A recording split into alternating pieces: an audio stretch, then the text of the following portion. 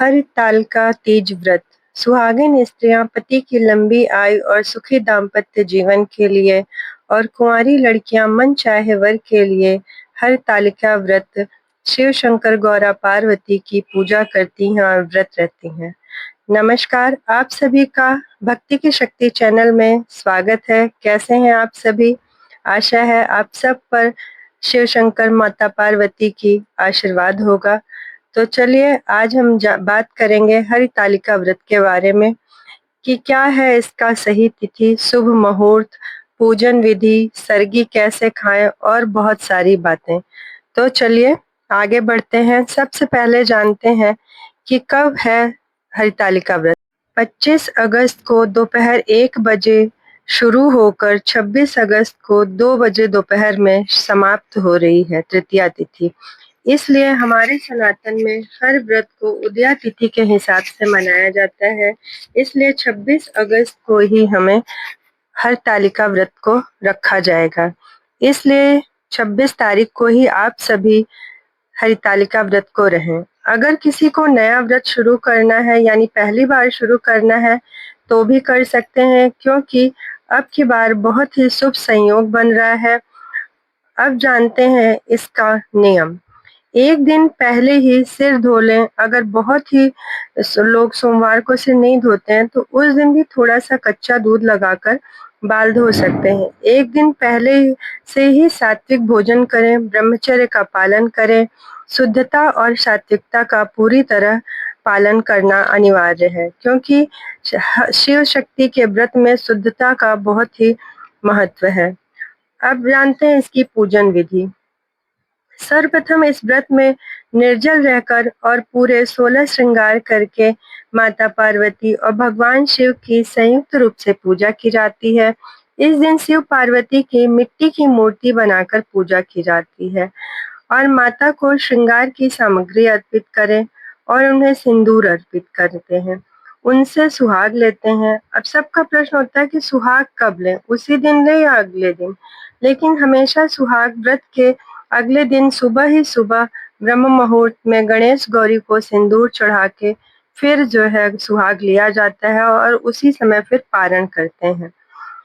अगर आपके पास मिट्टी की मूर्ति नहीं है तब आप जो है फोटो में भी पूजा कर सकते हैं, और अगर आपके घर में शिवलिंग है तो आप शिवलिंग की भी पूजा कर सकते हैं, मंदिर में जा सकते हैं।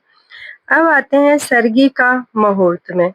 सरगी जो है बहुत जगह पे खाते हैं और बहुत जगह पे नहीं खाते हैं। यह सब आपके कुल परंपरा के ऊपर निर्भर है। आप जैसा चाहें वैसा करें, लेकिन अगर सरगी आप खाते भी हैं तो उसमें अन्न का प्रयोग ना करें। और रात्रि में 3 से 4 बजे तक इसका शुभ मुहूर्त है। और आपको पता चलो कि इसमें नमक की कोई चीजें ना खाएं, क्योंकि नमक खाने से हमें प्यास भी बहुत लगती है।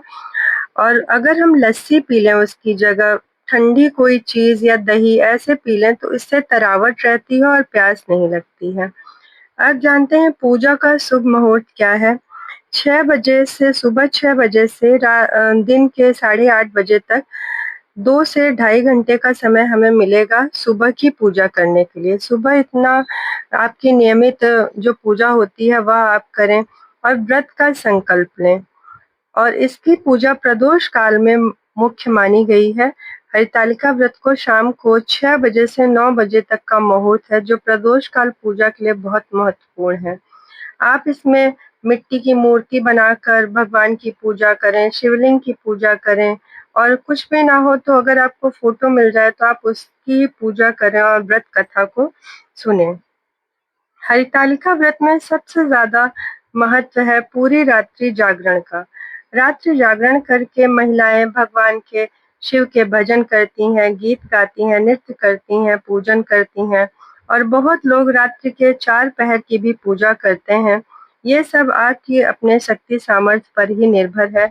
अगर आप कर सकते हैं तो जरूर करें, नहीं तो इसमें कोई आपको बाध्यता नहीं है कि आप रात्रि जागरण ही करें। हाँ, आप व्रत रह सकती हैं। अगर आप क्या पीरियड में या अशुद्धि अवस्था में व्रत कर सकती हैं या नहीं, तो हाँ आप व्रत रह सकती हैं, लेकिन भगवान का स्पर्श पूजन नहीं कर सकती। आप मोबाइल पे कथा चलाकर सुन सकती हैं, भगवान का नाम जप कर सकती हैं और मानसिक पूजा करें, लेकिन भगवान को स्पर्श न कर सकें। और अशुद्धि अवस्था में भगवान का या कोई नया श्रृंगार धारण ना करें।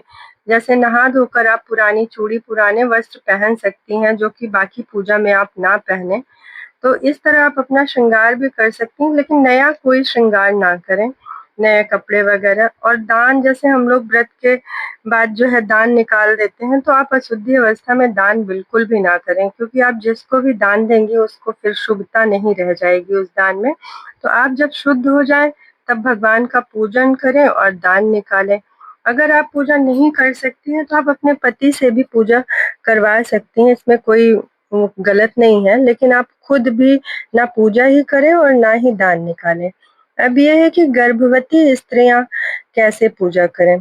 तो गर्भवती स्त्रियों को पूजन में इतना दोष नहीं है, लेकिन उनका शारीरिक स्थिति ऐसी रहती है, इसलिए अगर वो फलाहार करके, निर्जल व्रत तो बिल्कुल भी ना रहें, क्योंकि निर्जल व्रत रहने से उनकी तबीयत खराब हो सकती है। तो इसलिए फलाहार लेके दूध, जल, फल आदि खाकर व्रत रहें, लेकिन व्रत ना छोड़ें, क्योंकि व्रत अगर एक बार खंडित हो गया तो आपको फिर दोबारा आप नहीं उठा पाएंगे। जैसे आपके शरीर की सामर्थ्य हो उसी प्रकार व्रत रखें। तो इस तरह आपको पूरी जानकारी मैंने दी है। अगर आपको कुछ भी और भी पूछना है तो आप कमेंट सेक्शन में जाकर पूछ सकते हैं, और हमारे चैनल को प्लीज़ लाइक करें, सब्सक्राइब करें और संभव हो तो शेयर भी ज़रूर करें। धन्यवाद।